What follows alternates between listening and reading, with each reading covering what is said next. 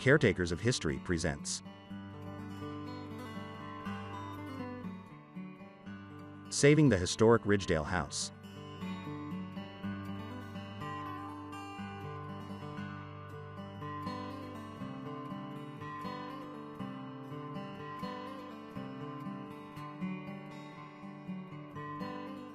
We would like to thank the current owners that saved this historic house, Mrs. Carol Shaw and Mr. Mike Shaw, for providing time with us and welcoming us into their home. My name is Mike Shaw, and this is Ridgedale Farm. It was built in 1835 by George William Washington, the third cousin, twice removed from George Washington. George William Washington was a gentleman farmer. He was born on September 15, 1809, in Fairfax, Virginia. His father, Edward, was 53 and his mother, Elizabeth, was 32. He married Sarah Ann Wright on February 19, 1830, in Loudon, Virginia. They had 10 children in 22 years. He died on February 6, 1876, in Springfield, West Virginia, at the age of 66, and was buried in Romney, West Virginia.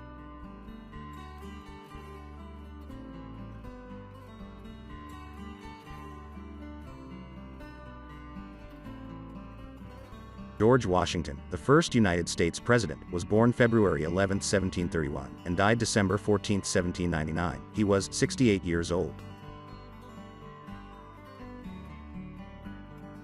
Captain Augustine Washington was the High Sheriff of Virginia. He was born 1694, and died April 12, 1743. He was 49 years old.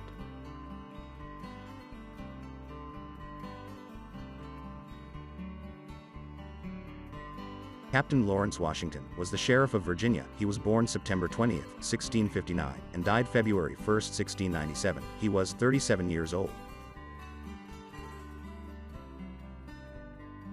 John Washington. He emigrated to Virginia in 1656. He was born 1635, and died January 1676. He was 40 years old.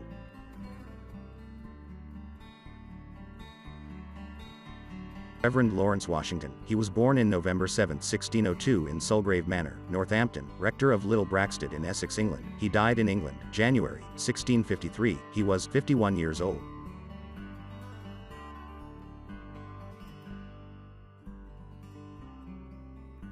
At the time of this production, there was not enough evidence to make a positive ancestry tree.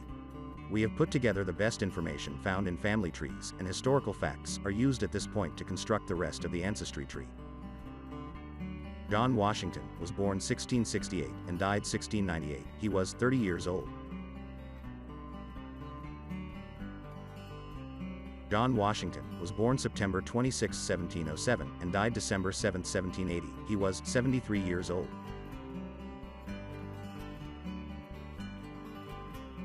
Edward Lawrence Washington was born 1745 and died 1791. He was 84 years old. Edward Lawrence Washington was born December 10, 1770, and died October 21, 1818. He was 47 years old.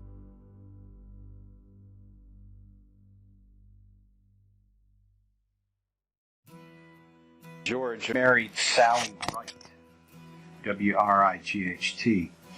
Her family also lived in Virginia, and it was her family that owned the land here at Ridgedale.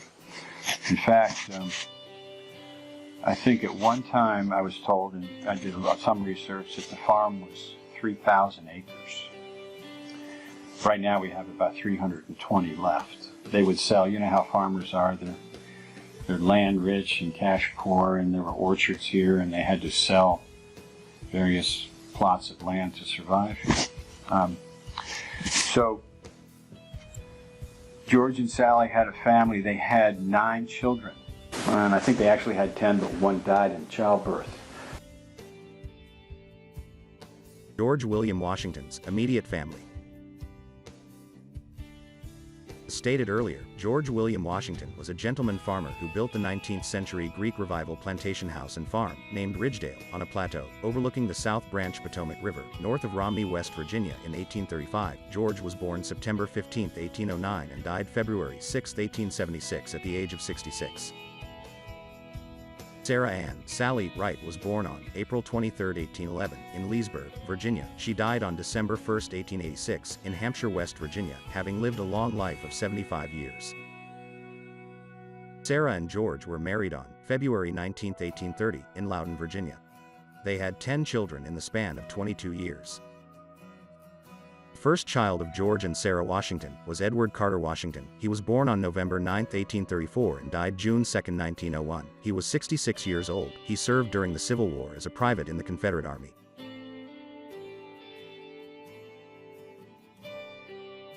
The second child of George and Sarah Washington was John Wright. He was born in May, 1837, and died August 14, 1838. He was 1 year old. The third child of George and Sarah Washington was Rebecca Washington. She was born on April 18, 1839, and died September 29, 1904. She was 65 years old. The fourth child of George and Sarah Washington was Esther Margaret Etta Washington. She was born on August 4, 1841, and died March 16, 1940. She was 98 years old. The fifth child of George and Sarah Washington was John Wright Washington. He was born on November 9, 1843, and died June 27, 1862. He served during the Civil War as a private in the Confederate Army. He was killed at the Battle of Gaines's Mill, sometimes known as the First Battle of Cold Harbor, the Battle of Chickahominy River in Hanover County, Virginia, as the third of the 7 days battles of the American Civil War. He was 19 years old.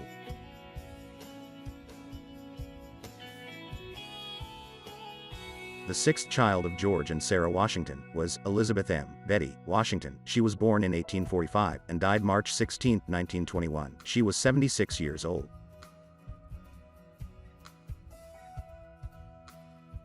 The seventh child of George and Sarah Washington was George Walter Washington. He was born October 4, 1847, and died December 20, 1931. He was 84 years old.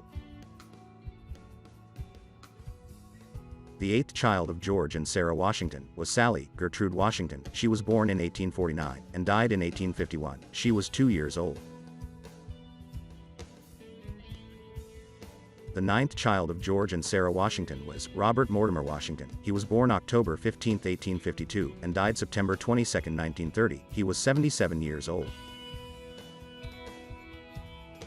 The 10th and last child of George and Sarah Washington was Lucy Washington. She was born February 2, 1857, and died April 30, 1958. She was 1 year old.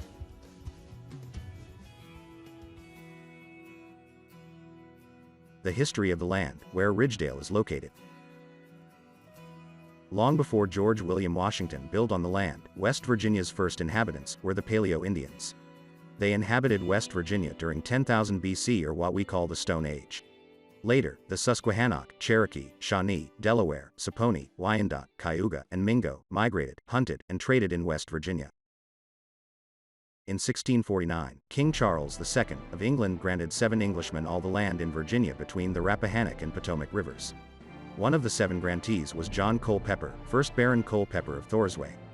His son, Thomas Culpeper, 2nd Baron Culpeper, was later the owner of his father's granted land in Virginia. When Lord Culpeper died, his share of the land was inherited by his daughter Catherine Culpeper and her husband Thomas Fairfax, 5th Lord Fairfax of Cameron. After Lord Fairfax died in January 1710, his son Thomas, the 6th Lord, inherited the land in the northern neck of Virginia. In May, his grandmother died, leaving the new Lord Fairfax her share of the land. After his mother, Lady Catherine Fairfax, died in 1719, the 6th Lord Fairfax came to control all 6 shares of the land.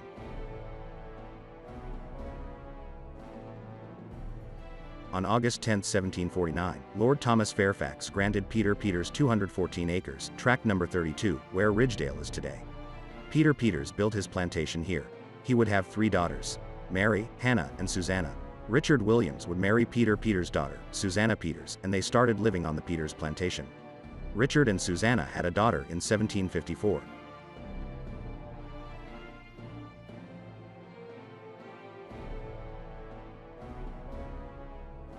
In 1755, the Delaware Indians attack. Richard and his young daughter Susanna were captured. Richard's wife was able to escape. Unfortunately, along with others killed in the attack was Richard's father, John Williams. The Indians took Richard and Susanna across the Alleghenies to the French stronghold at Fort Duquesne, now the site of Pittsburgh. Richard kept his daughter alive by feeding her berries he gathered on the long journey. Once they arrived at Fort Duquesne, Richard's daughter Susanna was taken away and placed in the care of Indian squaws.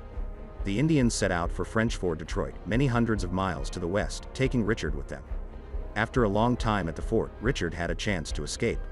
He took Frenchman's musket, powder and shot and set out for Fort Cumberland some 500 miles away. The Indians tracked him for 2 days. After 11 days he made it to the Ohio River. He was recaptured by 2 Frenchmen and 5 Indians. They took him back to Fort Duquesne. Once at the fort, he was charged with escaping and sentenced to death by shooting. That night, under the watch of 2 French guards, Richard was able to escape when the guards fell asleep. He climbed the high walls of the fort and escaped again. For 5 days he struggled to get to Fort Cumberland.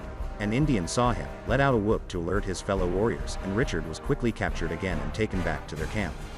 He was well fed and taken care of by the Indians, but was securely tied up each night. The Indians went to war, leaving Richard in the camp. Richard saw his chance to escape and successfully made it home, this time in the spring of 1756. Richard's daughter, Susanna, was 18 months old when she was taken with her father in the attack. She remained with the Indians for 11 years when she returned home. Knowing only Indian language, she was never able to speak fluent English. She later married Major Uriah Blue and they had 6 children. Richard and his neighbors started building a stockade fort for protection in 1756. The stockade on Richard's land was called Fort Williams. It was located in the Horseshoe Bend on the east side of the South Branch of the Potomac, along the Shawnee Trail. A stockade fort is an enclosure of logs, cut and placed side by side, standing upright to form tall walls, with the tops sharpened as a defensive wall. Before Peter Peters died in October 1773, when health was failing him, he sold his plantation to his son-in-law Richard Williams, who married his daughter Susanna. His remaining land was given in his will to his other 2 daughters and their husbands. More information on the forts and people can be found in the book French and Indian War in Frederick County, Virginia, by Norman L. Baker. I was giving a tour to some homeschool kids, we'll say 4 or 5 years ago,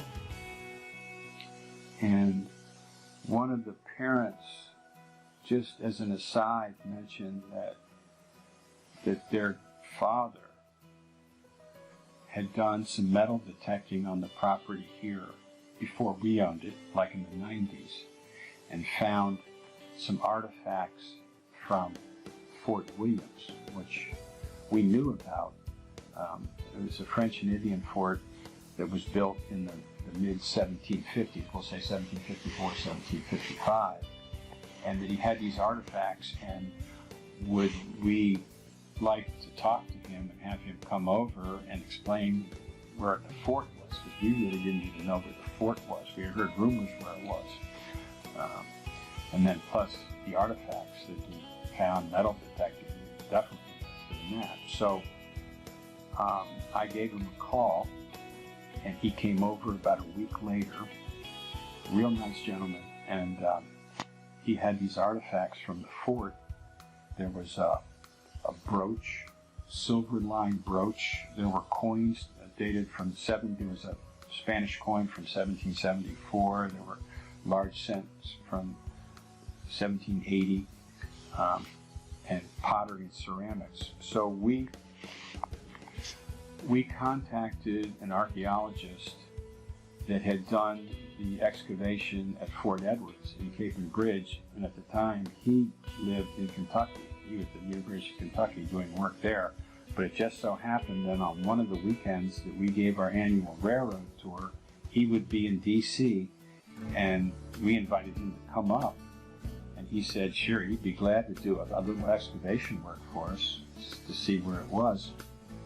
And so he came with his assistant that day, just before we gave the tour in the morning, and we went out to the field, and within 2 hours we found buttons and nails and miscellaneous other things, scissors and things that, were from that period, from that 1750 period. So since then, we have hired an archaeologist, and we have started to dig again this year, and we've only dug one for 3 days because we've had rain every day, and you can't dig in mud. You can't sit in mud. And we found pottery and things, and they've also found shards and things from the Indians that were here, from the native people that were here dating 2,000 and 3,000 years ago. So we're still hoping that it'll dry out, by the end of the year, and we can do some more digging and research and find out more about Fort Williams. The Susquehannock were some of the Indians. I know that was one of the tribes, because We just went to a lecture a few days ago about that. But in doing some research on Fort Williams, it was Richard Williams who built the house. So this fort really could have been his house with a stockade around it. That's what they did. This was not, and a stockade is a fort that is not manned full time. It's only manned in times of attack or trouble with that. Daniel Morgan, who fought in the Revolutionary War with George Washington and also in the French and Indian War, he describes a situation back in the 1750s where he did a scout upriver from Fort Williams and was attacked by Indians at the rocks, at Hanging Rocks, which is about a mile or two upriver. And he was shot through the back of the neck, and it took out his left lower jaw.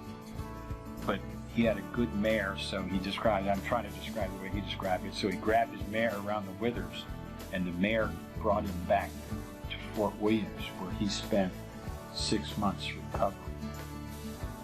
At some point, Susanna Williams, who married Major Uriah Blue, sold the land where Ridgedale is located to most likely the Lockhart family.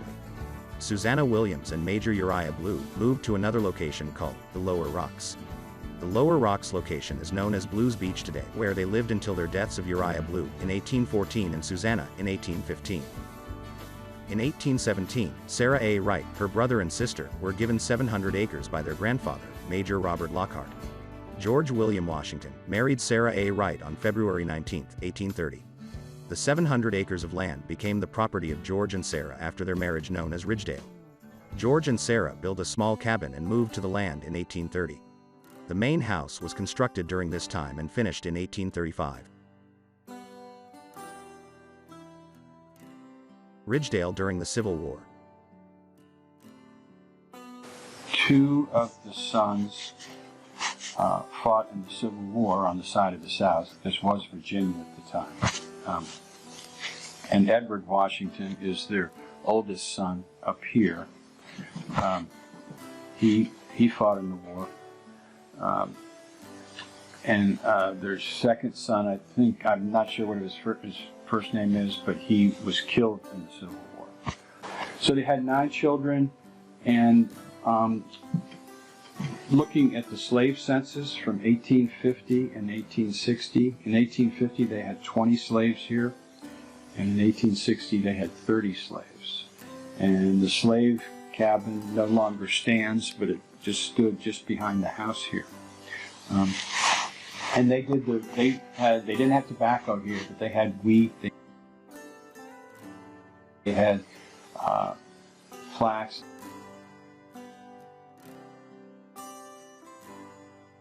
And they had sheep. They also had beef cattle. When the war broke out, the 7th Virginia Cavalry came and encamped on the property here at Camp Washington in honor of, George William Washington here. It was the 7th Virginia headed by Lieutenant Colonel Turner Ashby. And it was their responsibility, it was a twofold responsibility here. Number one, to disrupt the B&O Railroad, which carried supplies, for the Union from points west to D.C. And number two, the war had just broken out here, and here it is, they're camped here on like June 25th, 1861. And the second area of responsibility was to root out the Union spies that were relaying information to the Union troops in Cumberland, which is about 20 miles up the road. So on June 26, Turner dispatched his brother, Captain Richard Ashby, with about 5 troopers up to Fort Ashby, where there were reports of there were some Union spies there, and to root them out. That was the quote from something that I read. So when Richard got to Fort Ashby, he was directed by some townspeople to go up Dan's Run Road, and that's where the Union sympathizers were supposedly living. Well, that was bad information, because when Richard and his troopers got to the end of Dan's Run Road, right by the railroad, they were ambushed by the Yankees. And they suffered grievously, especially Richard. I think a bullet went through his hand. He lost part of a finger. The Yankees separated him from his troop, and he had marks on his face from sabers, and he also they cut his arm down to his bone in his elbow. And they also stabbed him several times in the abdomen. So Turner was down river near Green Spring, and he heard from a woman that there was some firing, there's some shots more upriver towards Fort Ashby. So Turner took the rest of his troops and went up to try to find his brother, and in turn he was ambushed by these same Yankees at Dan's Run Road. And their forces were about the same. You read various reports about how many troops the Union had versus the South. But I think they're close to the same. But Turner took his force and drove the Yankees onto Kelly's Island, and then from Kelly's Island back to the Maryland side of the river, where the Yankees got on a rail car and went back to Cumberland. So after the skirmish or battle, Turner was looking for his brother, Richard, and he finally found his brother Richard in a culvert under the railroad, suffering terribly with cuts and the stab wounds and all. And they littered him back to Fort Ashby that evening. And then at Fort Ashby, the next day, on June 27th, they brought him back to Ridgedale. And they put him in this room where we're sitting now. And there he was attended by Turner's manservant and some doctors. And the reports I've read, they thought he was getting better, but when you're stabbed several times in the stomach, and there's organs there. And I'm sure the methods they practiced were completely different than what we have today. He took a turn for the worse. And Richard's last request was to have his bed, which is in his doorway, to have the door open and have his bed placed so he could see out the doorway into the hall. And he wanted to watch the two Washington girls that were here, Etta and Becca, slide down the banister. And after they did that, he passed away the next day. Well, when you read the report about Richard and how he had suffered those grievous wounds, we found that his bed was placed. There's his blood stains on the floor, and we're not 100% sure it is, but blood does not come out of wood. It permanently stains it. And these floors have been sanded here, not by me obviously, but and the stain is still there. It just soaked completely through, and it makes sense that that's where his bed was, so he could view the hall, the girls slid down the banister. A couple things about Etta Washington. She and Richard had a kind of thing going on, and when she was 88 years old, she visited D.C. and Virginia to see some of her relatives. She was talking to a reporter from the Washington Star and mentioned that when she saw Richard littered back from Fort Ashby, her heart sunk. So apparently there was some kind of relation there. And Etta, there's a couple other stories about her. I think the next year, 1862, Stonewall Jackson was in Charlestown, and there was a Union force coming from the west to try to outflank him from his rear. And the people here got wind of that, and George William Washington sent his two oldest daughters, Becca and Etta, with a note sewn to the hem of her dress saying that the Union forces were coming from the west and be careful about that. And I think Etta said in the article that it took her 2 days to get to Charlestown from here, and they didn't take Route 50. They went back roads through, farmers' fences and fields and stuff like that, and delivered the note. And Jackson repulsed the Union forces at Winchester. I think that was the second or third Battle of Winchester. The Ridgedale Restoration. When my wife and I bought this, and by the way, my wife found this house in one of those real estate magazines. And at the time, we already owned 2 other old houses, but we're crazy anyway. So we took a weekend and drove out here. It was around Thanksgiving of 2003, and there were 2 houses we wanted to look at, and we saw this house.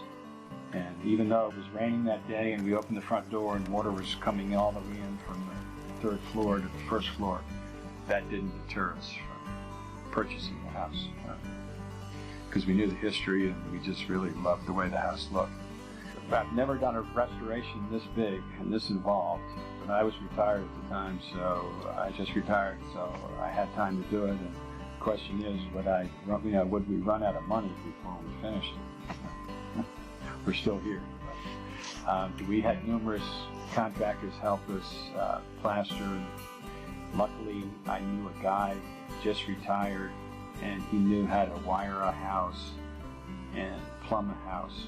So he and I did almost all of that work.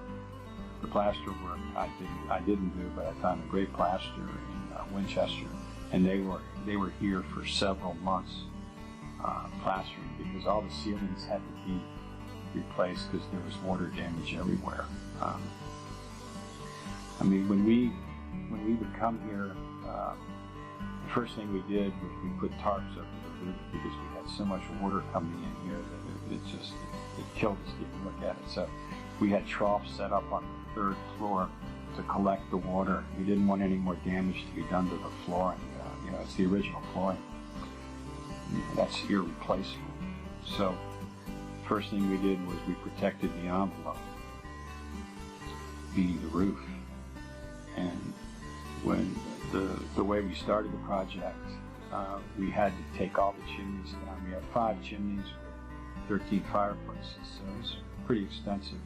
We took all the chimneys down because they were ready to fall. We took them all down, and we parged inside the chimney lining as far down as we could reach, and rebuilt the chimneys. And then we took upon the task of putting a roof on. And what we discovered during that process was, when we pulled the old roof off, it was just asphalt shingles that were old. All the crickets were leaking around the chimneys. That was one of the major problems. When we pulled all that off and we exposed the roof, we found out that this house had built-in box gutters, which were covered up by the asphalt shingles. So the box gutters were formed by walnut outriggers that were actually let into the brick of the house, and then you put these outriggers there, and then you build your box, your guttering. And so there was like 50 walnut outriggers that were rotted when we pulled the roof off. We had to replace those. Then we had to make sure everything drained.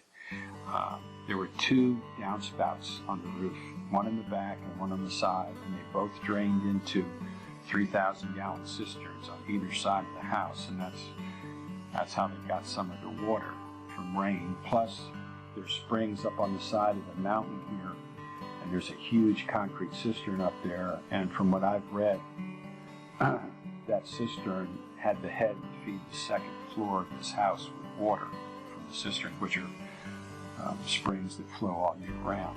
So anyway, we had to restore the roof, and we had scaffold up around this house for 7 or 8 years, because not only did we have to put a roof on and reframe all the rafters or sister the ones that were in bad shape, the fascia and soffit was in terrible shape.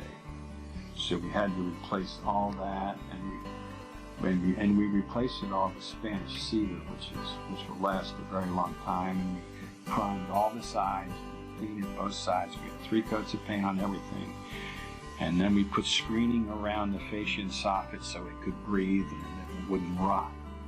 And the West Virginia Department of Culture and History gave us a matching grant to put on a roof, so we put a copper roof on both the front and back part of the house and the smokehouse behind the house, and standing seam, and hopefully that'll last a long time. So once we got that done, then we could start with the interior of the house, meaning get the plasters in here and start to do the thing. So we spent a winter putting up lath and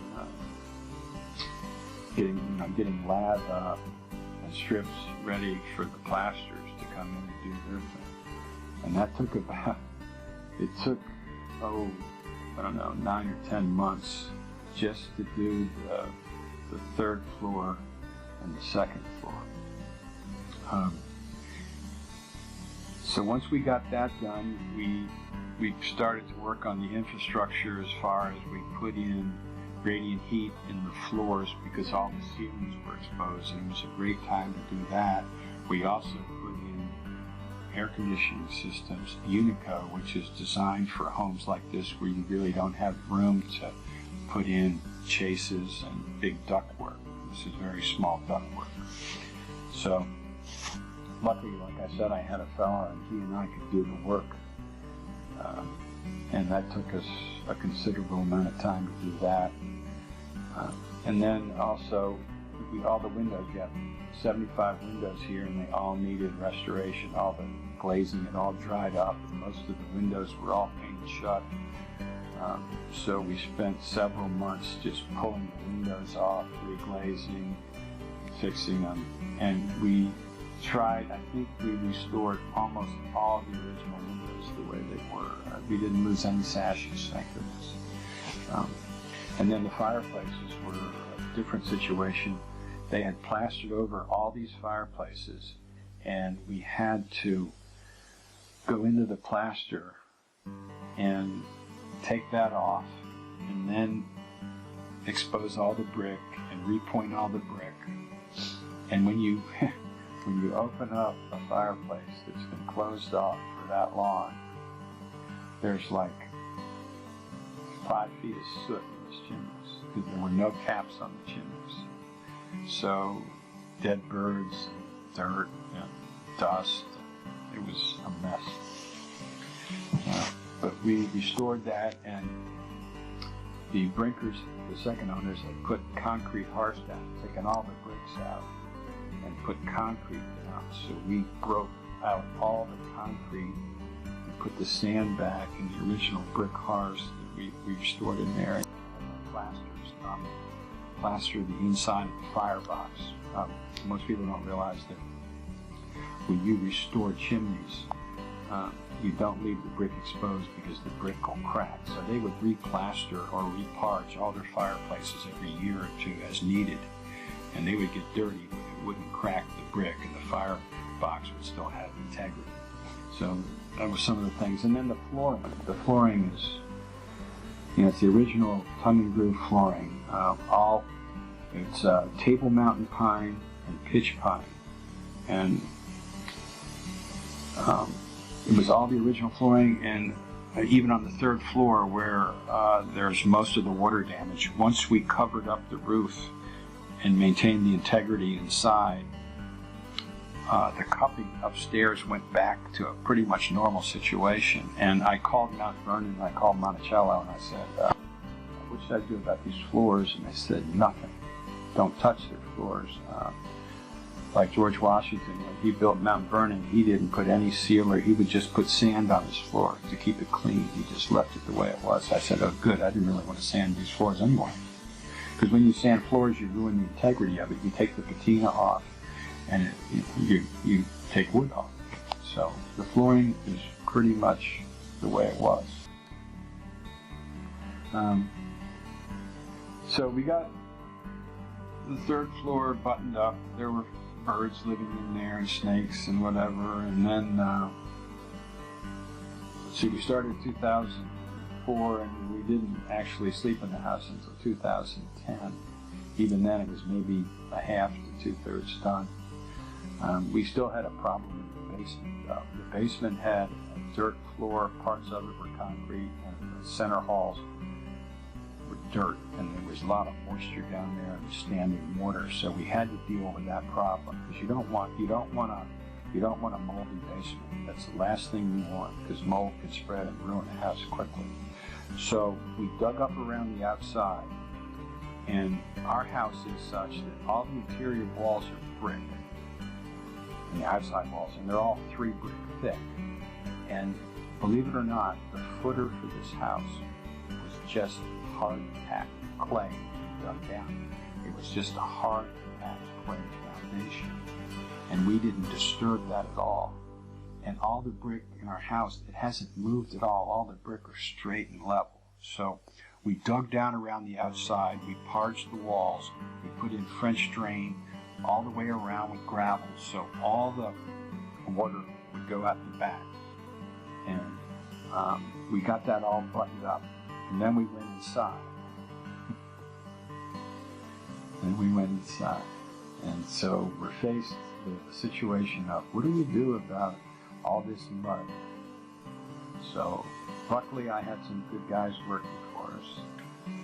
We dug all the dirt and mud out, down about a foot, bucketed it out. I was young then. We bucketed all the dirt and mud out, and we filled up 2 big dump trucks full of dirt and mud and clay and everything else. And then we put a foundation of gravel down and sand, and we leveled that all out the way you're supposed to. And then I ordered brick, old-looking brick, and we bricked the whole bunk halls and a couple of rooms in the basement that were in bad shape. And right now we have a dehumidifier down there, 2 of them, and we really don't have any water problems, and it's dry down there. So that's really important when it comes to fixing a house. You don't want any moisture in a house because it'll ruin it quickly. We restored all the porches. My plasterer was also a very good mason, and he and his crew spent a winter repointing all the basement walls on the inside. And when we got done with all the infrastructure on the inside, believe it or not, there was plaster ceilings in the basement. And so I said, well, go ahead, just cover it up with plaster. I said, we don't need to do a job like you did here. Plasterers did some masonry work, and right now it's actually it's a joy to go to the basement because it's dry. It's just like any other room in the house. So, just one other thing, a couple other things. I'm not sure how many brick are in the house, but we did find that the brick was all dug. There's 2 big depressions out in one of our fields, and in doing some research, when you make bricks, you have to dig up the clay and let it be exposed to a freeze-thaw cycle for at least a year to get the right consistency. And just picture this, and then you have to build wooden forms that are oversized, because when you pack them in, the bricks shrink if you want them the right size. And then after all that's done, you've got to build a kiln, and you fire the brick to make them hard. And since our house is 3 brick thick, usually the middle layer was your salmon brick, and you've probably seen it. They're like the color of sand. They're pinkish, and they're not as hard as the ones on the exterior and the interior. And that just is, that's the way it happens when you have a kiln. You can't do much about the fact that. So they had that going on. I mean, when this house was built, there was just so much activity with, your masons, and then you had your plasterers and your lathers, and there's just an incredible amount of work here in this house. When we purchased the house in 2004, we converted the milking parlor. This farm was the last dairy farm in Hampshire County. the Brinkers lost the farm because all the cows died from disease within a few weeks. And it's one of the hard parts of it being a farmer. So we converted the dairy barn into a wood shop with radiant heat. And my father was a woodworker in his spare time, and he had a lot of tools and equipment that he gave me. So we kind of started from there. And there's a lot of wood in this house. A lot, all the fascia and soffit needed to be, replaced, rebuilt. Some of the balusters needed it. The windows needed repair. Plus the outbuildings. I haven't even talked about all the outbuildings that we have here that are in need of restoration now. But over the years, we've made the shop the way we want it, with the planer and sanders and shapers and lathes and things that we all need to keep this house going. Yeah, the Washingtons lived in a log cabin on the property. We read it was built in 1832, and they lived in the cabin while the house was being built. Now, the date 1835, there's a couple dates that I've read about. They probably started the house in 1835, and I'm sure it took at least 2 or 3 years to complete it. As far as the cabin that they lived in, it's still standing. I had one of my daughter's college friends. When he graduated, he knew he was good in carpentry, and he's a botanist, but he wanted a job. So I said, well, Mike, we have a log cabin here that is in need of restoration. If you want to live here, I'll let you live here for free if you restore the cabin. And we have photos somewhere. I think my wife has the big picture in her office of the way the cabin looked. It was just covered with weeds. You wouldn't even know it was there. And it had a tacky front porch that somebody put on there. But he restored it all, log and chink inside, and we put a new standing seam tin roof on it. And he just moved on. He bought a house in upstate New York, so right now the cabin is vacant, but it is in need of outside restoration. But as far as inside, the integrity and the roof, that's fine. Tour of the restored Ridgedale house.